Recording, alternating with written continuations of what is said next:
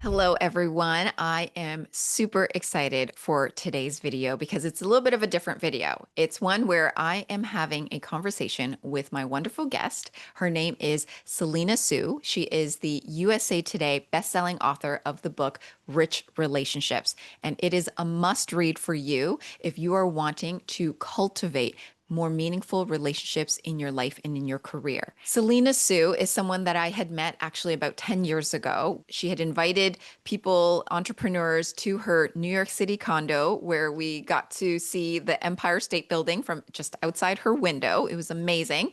And she had conversations with us as entrepreneurs. I was in my early days of being a career coach. And I remember sitting there in the living room feeling self doubt, feeling unsure of myself, feeling, why was I here? Did I even belong here? But it was actually that event that I can tell you, it ignited something within me. Seeing how successful Selena and the other entrepreneurs were, I decided I was going to put my head down. I was going to work hard. And that is how I've grown and built the business that I have now. And I've been able to help thousands of professionals in the process. But the reason why I'm bringing this up is because Selena and I have reconnected just in this last few months. And now she's here to share with you all of her insights and wisdom. So, just to give you a bit of background, Selena Soo is a publicity and marketing strategist for visionary entrepreneurs, experts, and authors who want to reach millions with their message. She's helped clients and students get featured in places like O, the Oprah Magazine, Forbes, and Inc., and land interviews on popular podcasts and national TV. Many of her clients have become industry leaders with seven-figure businesses, raving fan bases, and hundreds of thousands of followers. And her approach comes down to building powerful and long-lasting relationships with influencers in the media in a thoughtful, authentic way. Now, I know as you watching as a quiet achiever, you may not be necessarily looking to build your own raving fan base, but there is something I can definitely say that you need to learn from Selena if it is that you want to grow your career, if you want to cultivate those meaningful relationships to help you advance in whatever it is that you want to do in your life. And so the conversation that I had with Selena was amazing, full of nuggets of wisdom, and I'm so excited for you to watch it. So without further ado, here's the conversation that I had with my guest, Selena Soo. Well, Selena, hello, and thank you so much for joining me here today. Thank you. I'm so excited for our conversation. Yes, well, I'm not so sure if my audience is familiar with you, as most of them are in the corporate world and you've been more focused with entrepreneurs. So I would love for you to just share a little bit about your story, your upbringing, and what has shaped your passion for building rich relationships. Absolutely. So, originally, I'm from Hong Kong and I spent most of my adult life in New York City.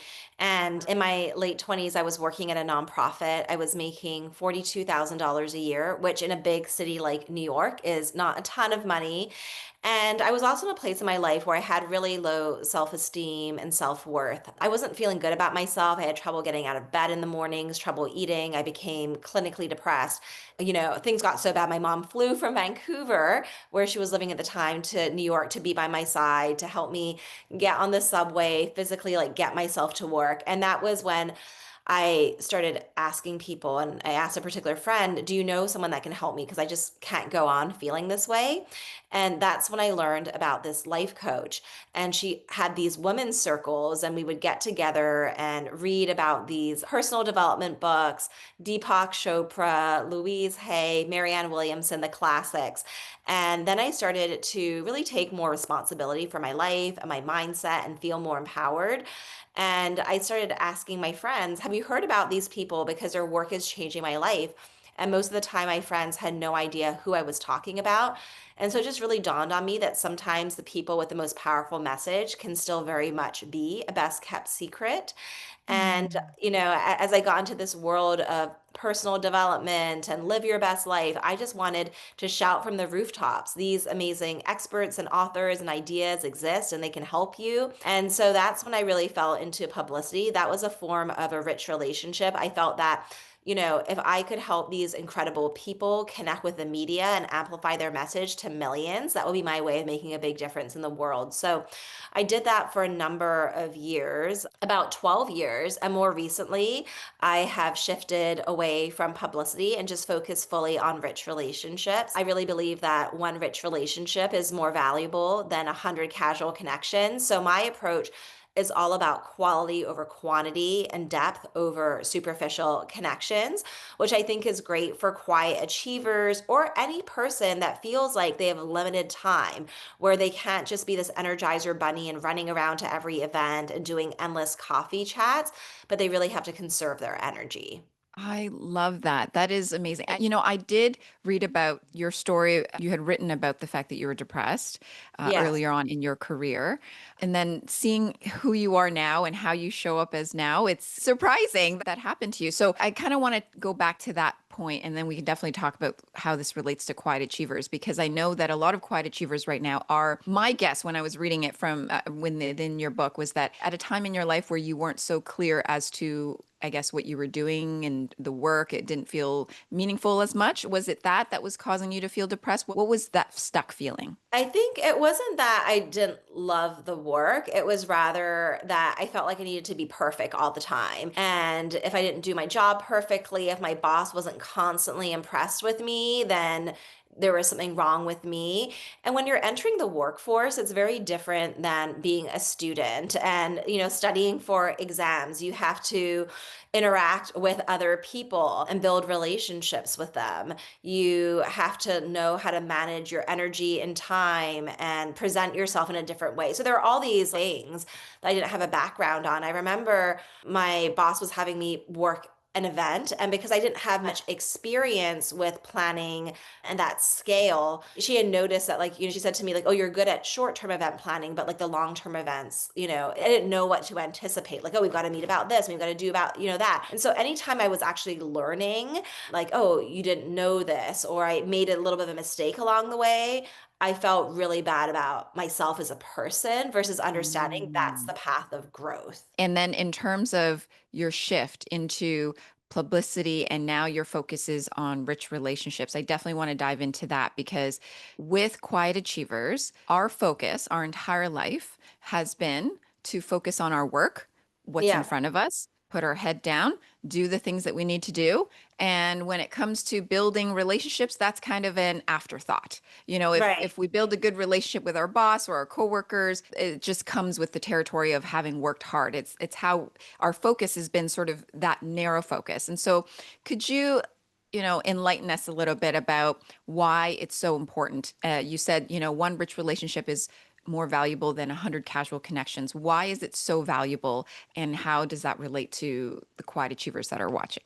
Yeah, absolutely. I mean, the way that people feel about you is not just about your quality of work, but their connection with you. When other people feel that they're important to you, then you become important to them. So, yeah, I'm definitely having flashbacks to my nonprofit days and just having my head down and working really hard and being really quiet and not really conversing with other people. Like, I would converse with our donors. I would, work to get great speakers to come in as mentors. I would do my job, but I didn't really focus on, the rich relationships within my office. And there were times at other companies too where maybe people felt threatened by me, like, oh my gosh, she's working so hard. Does that make me look bad? Or because I wasn't really talking to them, maybe feeling like I looked down on them or didn't care about them. And so it is important to build up goodwill with the people around us for sure. And the people around us can help us, in so many different ways. They can be our advocates. They can share tips with us on how we can do better. They can take work off our plate. It's like having people that are really like your supporters, your friends at work.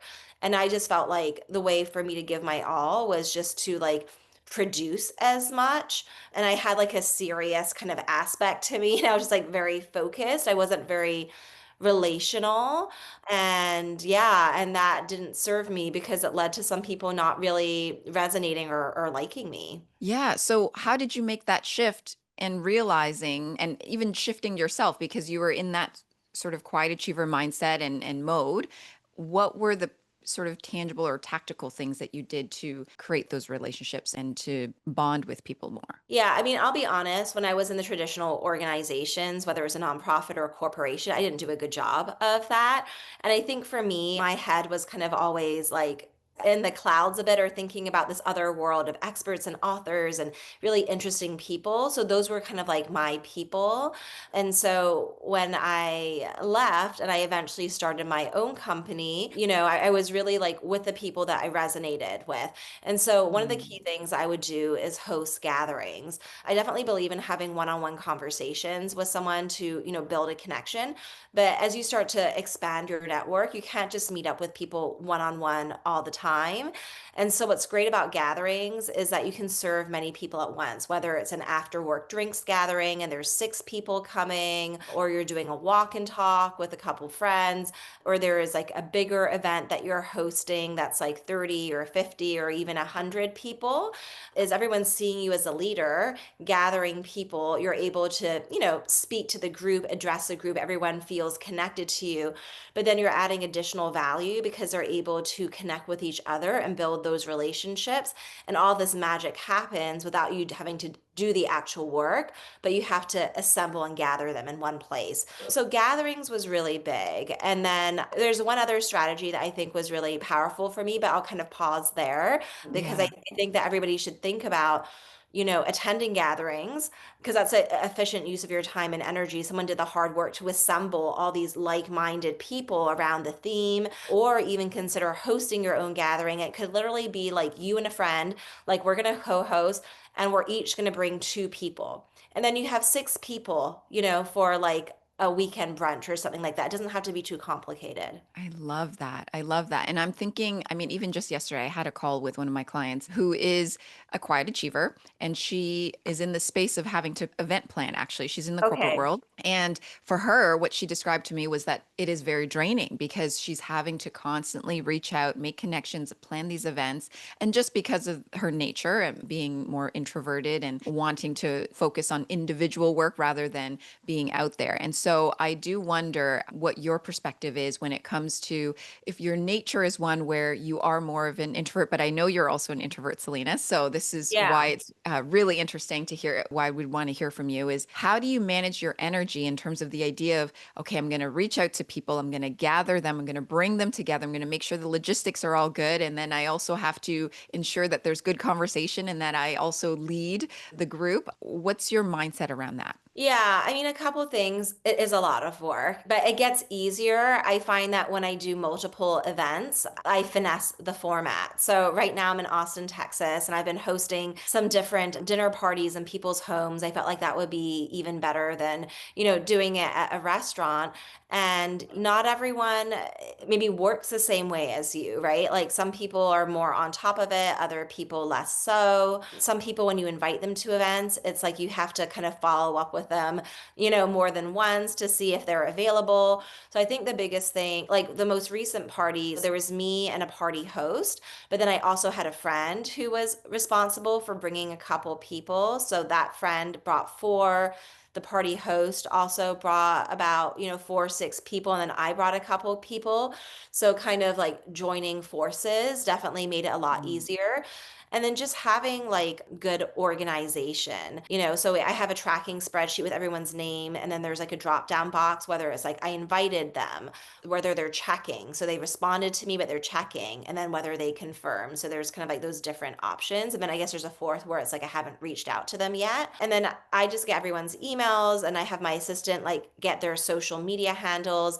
And after each event, we do like an Instagram, collaboration post. I tag people. And then with each event, it's the same format in terms of the interview that I do there to introduce people to rich relationships. But with anything, like if you do one thing once and you keep on reinventing the wheel, it's going to feel a lot harder than having like one format and like finessing it. So I did 4 dinner parties. I learned a lot, all the different like little micro things that can go wrong. And so the next time I do it, I'm just so ready and prepared. So, yeah, be ready to know that's going to be a bit more time. But I always like having a co host, or at the very least, maybe someone that you pay to like support you as a team member, because it's good to have someone to bounce ideas off of as you're Mhm. putting together the agenda and producing the event. I love that. Yeah, I think the way that you're describing it, it's very elaborate and very organized and very, you have a system down, which is fantastic. I'm thinking from the quiet achievers perspective, who, let's say, is working mid-manager level role in the corporate world, but they read your book, they Yeah. realize they want to cultivate rich relationships for themselves. They can do the same thing, but just on a smaller scale. I mean, even you Yeah. mentioning connecting with a few people and saying, okay, bring people that you know to just a brunch out at a nice restaurant or Yeah. a dinner, and And then having those conversations. And so to add to it, like, so let's say, it's Julia is hosting the event. She's the quiet achiever. She can get two friends, like Jack and Amanda. And it's like, hey, join Jack, Amanda, and I for a brunch, right? And then again, everyone brings two people. I mean, pretty quickly, you've got a full table. Something that I recommend is a Jeffersonian-style table conversation. So what can happen at events is like, especially when you don't know people, you're introducing yourself to the person on your left and you're explaining what you do. And then you turn to the right and then you explain what you do. And then you turn to the front and you're saying the same thing over and over again. And it can get very exhausting. And so if Right. it's like, we're going to do group introductions, we're going to have a group conversation, everyone goes around the circle and you share it once. But, four, five, six, seven, eight people hear it. It really allows you to conserve your energy. And then as quiet achievers, we are people that are really intentional. So we can have like a very intentional conversation. Maybe it's like introduce your name, what you do, and one thing that you're currently obsessed with, or something that you do to practice self care in the midst of your busy schedule, or something that you've learned that is saving you time, or one thing that you're looking forward to, or what is your big goal for the upcoming year. And then we can have deep and meaningful conversation, which is definitely more interesting for quiet achievers. I know for myself, I don't really pay attention to sports.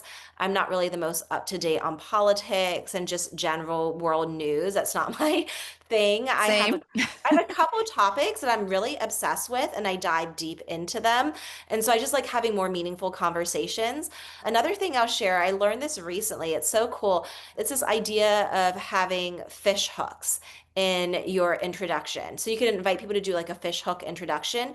So what that means is you don't just say like, "Oh, I'm Selena. I wrote a book called Rich Relationships." You want to have five different fish hooks that people could latch onto. So what I could Okay. say is like, if say, Linda, if you were to organize an event and I was there and we were doing the fish hook introductions, I'd have at least five different things. So I'd be like, "Hey, I'm Selena. I'm a longtime New Yorker that moved to Puerto Rico, and I'm actually making a big move right now to Dubai. I'm so excited. I just came out with a book called Rich Relationships. It hit the USA Today bestsellers list. And two other fun facts about me. I'm obsessed with the Myers-Briggs personality test, and I'm usually pretty good at guessing everyone's type. And additionally, I'm a big foodie and I love exploring and discovering the best restaurants in every city." And if everyone did like their fish hook introduction, it's like there's so much like things to latch onto. Do you see that? Oh, I love that. I'm going to use that. I Yeah, love do that. That that. is so good, Selena. I mean, I feel like, with quiet achievers, that is the biggest part, actually, when going to an event. It's the part where we have to speak and Yeah. share and introduce ourselves. Yeah. And, most people lean on, okay, this is my name, this is my job title, this is where I work. And maybe they'll say one fun fact if they're being forced to, but it's, I have a dog, I have a cat. It's nothing too extravagant. And so I Mhm. love that. The fish hooks idea. Okay. We'll definitely be using that in upcoming coaching sessions. I Good. love Yeah. that. Yeah. I would love to also touch upon, because you are Asian, I am Yeah. Asian. A lot of Yeah. my audience are also Asian. And Yeah. I'd love for you to share a little bit about, you talked about your upbringing a bit, but I would love to know from the Asian perspective, us being raised to be more, don't speak out of line, don't talk back, be more humble. And then on top of that, we're introverted as well. So Right. for the quiet achievers that are born and raised in that sort of culture, and now they're trying to really thrive in their careers, but they're hitting that sort of point where they're realizing I need to shift, I need to change, I need to step out of this just heads down mode. Obviously, like the fishhook idea is an example of how you can introduce yourself, how can you speak, but how do you also, I don't know what the way to ask it, but it's really about how do you expand yourself? Because I'll tell you this, and this is for everyone listening, since having reconnected with Selena. So Selena and I met 10 years ago. We Yeah. didn't talk for those 10 years afterwards, pretty much. But this year we've reconnected and, we've had several conversations, and Selena's been so amazing and so helpful. It's been great reconnecting, but I've also learned so much just from observing you, Selena, and how you function and how you operate. And it has sort of opened me up to realizing that there's another way to, I don't know what it is. It's to see yourself and so I want to know more about your confidence and where that comes from and how you derive confidence or how you stand in your confidence each and every day. Absolutely. For me, I think I'm someone that is a spiritual person. I'm spiritual, but not religious. And for other people, maybe they are religious, and maybe some people don't have faith.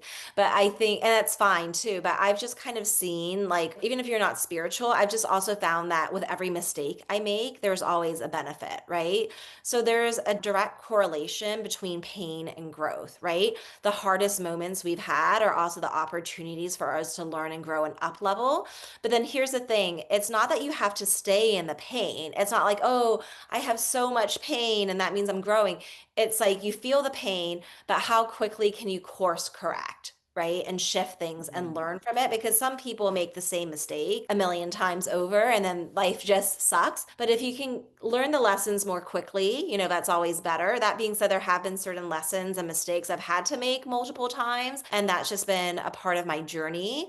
But just witnessing over time how I have bounced back from things, I think gives me confidence. And so, maybe I'm launching something and it's like, oh, we sent 5 emails and not a single person bought that thing, but then I'm like, okay, well, I'm glad I learned that now, because a year down the road, I'm not going to launch that again. And it's better to know earlier rather than sooner. Oh, I made that $10,000 mistake. I invested in the wrong person.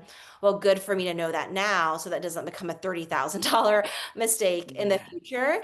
And just really understanding that that is how we learn and grow, and just having compassion.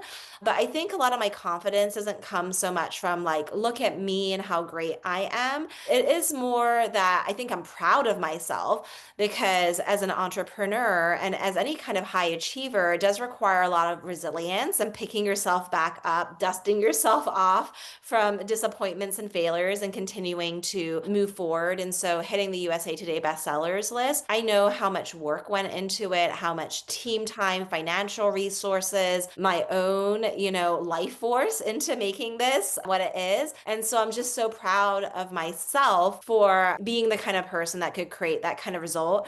And then I also think, one of the reasons why, for the most part, like very comfortable connecting with highly influential people, even when I was not that person, even when I was getting started, is because I really identify as a giver. I really love supporting people, but I'm also intentional and discerning. So I'm not, like even with you, Linda, like I was so excited, you're an Asian woman like me. Like I feel like your book is so important. I want to see that work out and get out into the world. And so I'm like, yes, I want to be helpful. I'd love to share this resource. I already have my Amazon review ready. It's in my calendar. And so as soon as I'm able to post, like I'm ready to copy and paste it into there and Goodreads. And, I've got all my things. So I'm in ready position to support the people I really believe in. But as a quiet achiever and just a person in general, I can't do that with every person I cross paths. It's more about like, who are the people that inspire you? Who are the people that you genuinely want to give to people? What are the relationships that feel exciting and expansive? And so when I know that, like, well, when I'm a part of someone's life, I'm only going to make it better. I'm there to, like, first and foremost give. There's no reason for me to feel bad because it's only going to benefit them. And so knowing Mhm. like what my intentions are and kind of like the expansive relationship, then I can feel at peace really approaching anyone that I'm looking to help and support. Oh my gosh, so many nuggets of wisdom. Like there were things that I was like, okay, I have to remember to touch back on that and then this and Yes. then this. So good. But just the most recent thing that you shared, which is the giving. And I love this concept because in your book, you talk about this idea of relaxed abundance, Yeah. where, you are giving without any expectation, any insistence that they have to do anything giving for you, no transactional energy here. It's really about I'm giving because I sincerely want to versus, in the mindset of some quiet achievers, it's that we've been trained that, okay, if we give, then we'll be rewarded.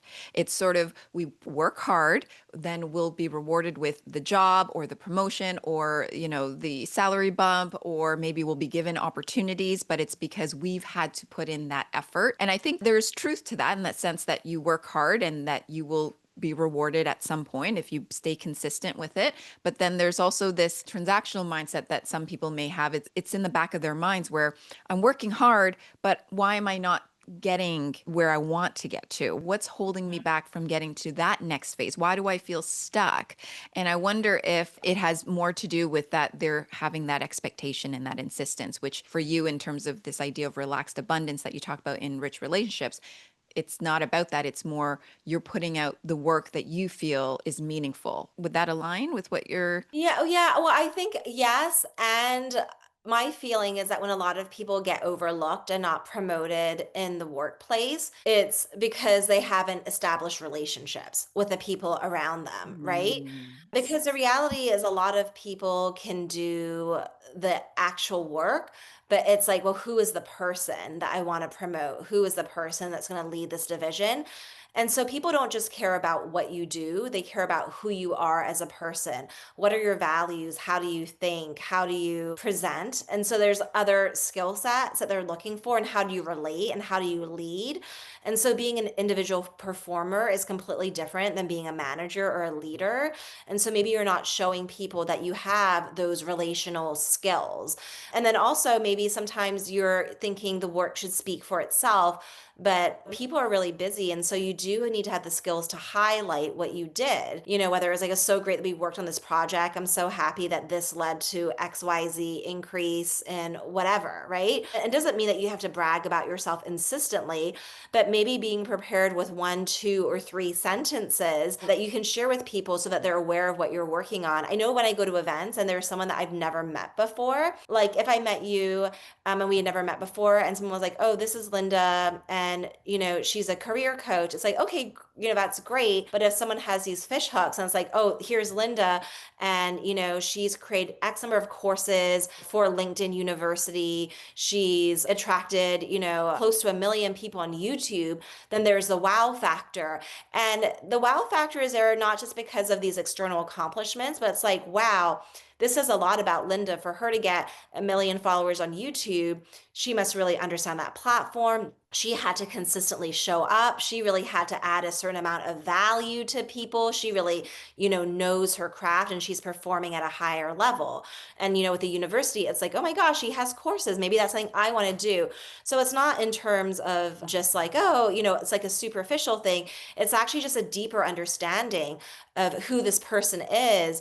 And not that I need Linda to teach me how to get onto LinkedIn University or teach me how to do YouTube, but rather, we admire people that really, show up as their best and give their all and achieve things, because we know what it's like to do that, in our own lives. And it's something worthy of admiration and respect. Yeah, so really, I love that. It's really a mindset shift on how you view yourself because the truth is, I know this from experience, quiet achievers and the clients that I work with, we don't play up our achievements. We don't play up our accomplishments. We're actually downplaying them almost all the time. And so there's a part of us that feels, oh, I'm hoping that someone else will notice me for what I've Right. done versus you have to notice yourself. You have to see it within yourself. And I love what you said Yes. even earlier, Selena, that you're so proud of the fact that you are a USA bestseller. I'm so proud of you, and I know how much work. You shared that whole snippet with that Behind the video scenes about with the you. behind Yeah. the scenes. That's right, about how you got yourself to that USA bestseller. And I remember, and I'll share this openly. I looked at it, I was crying. I was like, I didn't do any of this stuff, and that's okay. That's Yeah. okay. I mean, and my book is my book. Selena's book is her amazing book, and we're on our individual paths. But it is so Yeah. inspiring just to hear you share your journey. And I love this one thing that I do want to go back to is this idea of for those quiet achievers that are constantly doubting themselves, that are constantly feeling low, and this sense of anxiety every day about who they are, where they're going, what they want. You mentioning that any setback is just a learning opportunity. It's really, oh, what am I learning from this Yeah. experience? Like I lost out on this or I, made a mistake here, but what is the learning from that that I could gather for the next opportunity or the next thing that I do?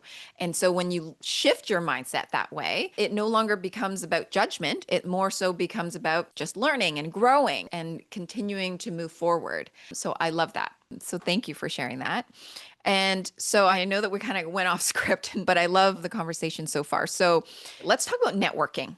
A lot of Yeah. us struggle, okay, with the idea of networking. And I'll tell you, as an introvert, super introverted, I've never really loved the word networking because I've always Sure. associated with the idea of like, hi, here's my business card. Okay, who's the next person? Here's my business card. And I think a lot of quiet achievers associate that as well. It just feels very fluffy, superficial, fake, inauthentic, and feels forced. So, how do we reframe the whole idea of networking? So, a lot of quiet achievers, if they're going to a job fair or if they're going to a networking event or, a corporate event, how do they walk into those events? How should they be thinking? What should they be doing to make sure that they walk away feeling good and having hopefully built a foundation for some solid relationships, some solid, rich relationships? Yeah, absolutely. So I think that there's so many events and opportunities out there, and I've just been really discerning. If there's an event that I don't want to go to, I generally don't. So I go to the events that feel exciting to me, whether it's the theme, whether it's a speaker, whether it's exciting because I have friends that are coming with me. And so there are going to be certain events that you feel just naturally more comfortable and excited to be in. And so really lean into that. Don't force yourself into super uncomfortable situations. Like for some people, it's like going to a conference with 500 people, like their brain is just going to shut down. That's like me. I'd rather go to a smaller event, even if I'm talking to the same number of people, but just seeing so many people around, it just like creates overwhelm, right? So you got to know yourself. Another thing that might be helpful is to bring a friend with you, right? And so there is someone to talk to. I mean, of course, you want to talk to other people as well, but then you want to set an intention. So maybe your intention is if I form one meaningful connection or two meaningful connections, then that's success. It's not about needing to meet everybody. And the other Mm. thing is a fish hook introduction, and you can expand it or contract. It doesn't have to be as many things. But I find that at these networking events, I'm not the person that's like sharing the funny stories or has this like huge elaborate thing. And when the conversation moves so fast, as a deep thinker and a quiet achiever, by the time I've thought of something, they've already jumped on to the next topic. So it is great if you can use the fish hooks and just kind of share a couple Mm. of interesting things from the get-go about yourself so that they're asking you questions about you. And then I think that a lot of people, they really want to be seen and appreciated, right? That's their favorite thing. They love to hear their name. They love to feel that they're being valued. And so you don't always have to contribute something so interesting, but rather just saying, wow, I never thought about it that way. That's such a great point. I love that. What a cool story. Like, even just phrases like that is adding value and building the bond. So don't put so much pressure on yourself. You don't need to say so much. The other thing is sometimes with certain events, you might know who is going to be there. In those cases, sometimes I'd like to connect with some people one on one beforehand. And then at the event, I already have a couple of friendly faces. Or let's say at a big conference, that can feel overwhelming, but maybe you can choose to be a leader and say, hey, I'm organizing breakfast for other people who are also, whatever it is. They have a similar passion, they're in a similar career place. Feel free to invite and bring everyone. And then you have like a smaller event that feels more in control and where you're generously putting the event together. Oh, I love those. I love those ideas. I feel like for the quiet achievers watching, this is just probably going to be so mind blowing because they've probably been so focused on just their day to day, work and responsibilities. And the idea of like, you can open yourself up, expand yourself, and discover almost like a whole new part of yourself by being willing to meet others, being willing to share those fish hooks, but also like the compliments and genuine compliments, like really putting yourself out there in that different way versus holding yourself back and shrinking. So really, really appreciate that, Selena. So we'll ask like maybe one or two more questions, and then I'd love for you to share with the audience how they can get your book and what they can get from Yeah. you and what you can offer them in terms of day to day, like for the quiet achiever working in their corporate job. As you mentioned earlier, they're wanting to maybe move up or have that next opportunity or maybe find another opportunity, but they're wanting to build the credibility, the personal brand that others look to them and recognize them and see them as that valuable employee that's ready for that next move, but also someone that they respect and admire. What would you say from a day to day perspective, outside of the idea of organizing events and getting people together, which I think is fantastic, but on a day to day work perspective? I know you haven't been in the corporate world for a while, neither have I, but I would love to hear what your thoughts Yeah. are in terms of just how do you nurture those rich relationships? Because it can be very easy for us to just stick to one or two people in the office who we really jive with, and then we kind of ignore everybody else and just focus on our work. What does that look like for a quiet achiever in the corporate world? Yeah, I think there's two things I would say. So, one is we don't have to get into like super elaborate conversations with everybody to build a relationship. There's ways that we can kind of do a light touch to nurture it. So, one strategy is pinging, and that's just kind of like a casual, like reaching out to someone or acknowledging or recognizing them. And so, whether it's like someone has accomplished something and you go out of your way to put in the Slack chat, like, hey, I just want to give a shout out to my team member, Jim, because he did such a great job of leading this project. And I don't think we could have achieved this incredible milestone without him. So the thing is, if you want people to acknowledge you, you want to be the person that acknowledges other people first. So it can Love literally it. be one sentence or two sentences. So have your eyes open and look around. Like, what is a compliment that you could give someone, whether it's in private or in public, right? Both are good. I've had situations where, because a lot of times, we might feel like, wow, this person is so great, or I love how they showed up in this way. And we keep it to ourselves or we tell another person, Mhm. but the person that actually did it has no idea that's how we feel about them. And so, really training yourself where when you have a good feeling about someone and you appreciate something, don't keep it internally. Like, train yourself to externally express it. That one thing alone will be a game changer because it's like, this person is appreciating me. I feel seen by them. I feel safe. I feel supported. This person is my publicist, my cheerleader. They're making me look good. They're helping me advance. Just do that one thing. So that's like, if we keep it simple, do that. And then the second thing I think is kind of a more of an internal thing. So we may really pride ourselves on being like so hardworking and persistent and we'll work until the end, but to look at ourselves more holistically and what are our other strengths, but also being aware of our weaknesses, right? So maybe one of our strengths are we actually do have some really creative out of the box ideas. Or maybe it's that through our standards of excellence, right? We have ideas and we like raise the bar. Or maybe we're very detail oriented and we can volunteer or like whatever it is for what we're doing. But think about like, what are three strengths of yours? One easy way to do this is to take some kind of assessment like a Myers-Briggs or an Enneagram. There's lots of free assessments online. And even if you don't agree with the exact personality, within it, the description, there will be definitely one, two, or three things that you resonate with that you do better than other people. And so really like lean into your strengths, but also be aware of your weaknesses. And so for me, one of my weaknesses, my rich relationships weaknesses, is I don't naturally emote that much as an Asian person. So I might be really excited inside and like be thinking, oh my gosh, that's so cool what they're saying. I love it. But then the other person thinks I'm disinterested in them, but it's not true.